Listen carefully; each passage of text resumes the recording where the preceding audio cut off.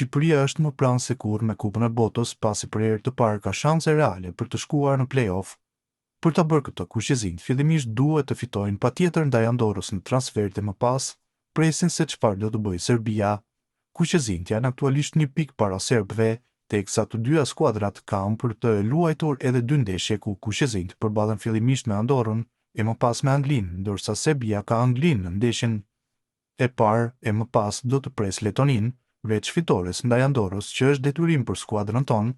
Shpresohet edhe që Anglia të fitojë në Londër ndaj Serbisë në mënyrë që të jemi zyrtarisht të kualifikuar si vendi i dytë në grupin K për të mbajtur gjallë shpresën për botror. Si në Europian ashtu edhe në këto kualifikuese, Silvinho ka pasur një futbollist i cili ka dhënë zgjidhje sa herë që kuqezinjve jeshtë të dashur. Nëse në Europian ishte Yasir Hasani ai që me golat e tij na kualifikoi, këtë herë është Reiman ai lojtari protagonist që ka marrë Shqipërinë për dorë drejt botrorit.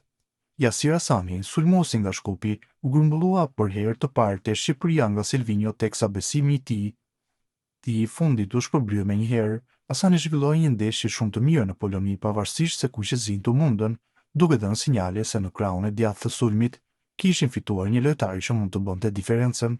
Pritja për golin e parë ishte e shkurtër, duke qenë se Hasani arriti të realizojë një kryevepër në ndeshjen ndaj Andorrës në Air Albania.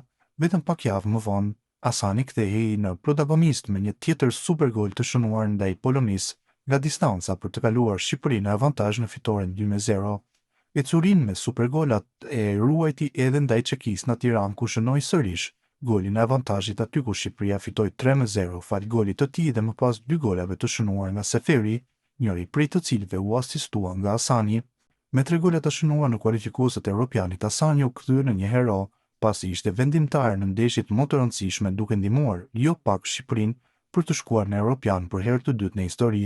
Sulmuesi nga Shkupi ka shënuar edhe 3 gola të tjerë me kuqezinjtë, fillimisht në miqësore ndaj Liechtensteinit e më pas në Ligën e Kombeve ndaj Ukrainës dhe me fitoren ndaj Gibraltarit. Me 6 ndeshje që Yasir Hasani ka shënuar, Shqipëria ka arritur të fitojë, statistikë kjo që i jep një impakt të jashtëzakonshëm të formës së tij. Rimanaj, nëse në Europian ishte Hasani ai që përmbante Shqipërinë me shpresë, në kualifikuesit e botrorit gjërat kanë ndryshuar, pasi 30 vjeçari nuk është preferuar në lojë nga Silvinho. Vendin e tij me gola e ka zënë sulmosi Reimana i cili së fundmi u kthye në hero në Leskovc, ku shënoi golin e fitores në ndeshjen e ndoshta më të rëndësishme të kualifikuesve të botrorit. Sulmosi lushnjari gjeti golin e tij të parë në kualifikuese duke i shënuar Andorrës një 2 golish në fitoren 3-0, teksa një gol të rëndësishëm po realizonte edhe ndaj Letonisë në transfert, por topi u devijua në vijën fatale duke u konsideruar më pas autogol nga vendasit. Sulmuesi ishte protagonist në ndeshjen ndaj Serbisë në Tiranë, po aty humbi penalltin që mund t'i jepte 3 pikë, gabim të cilin e shleu në Leskovc me një gol shumë të rëndësishëm. Kështu me 6 golat që Shqipëria ka shënuar në këto kualifikuese, 3 prej tyre ka shënuar Reimanaj dhe njëri është autogol, të cilin e detyroi sulmuesi ynë.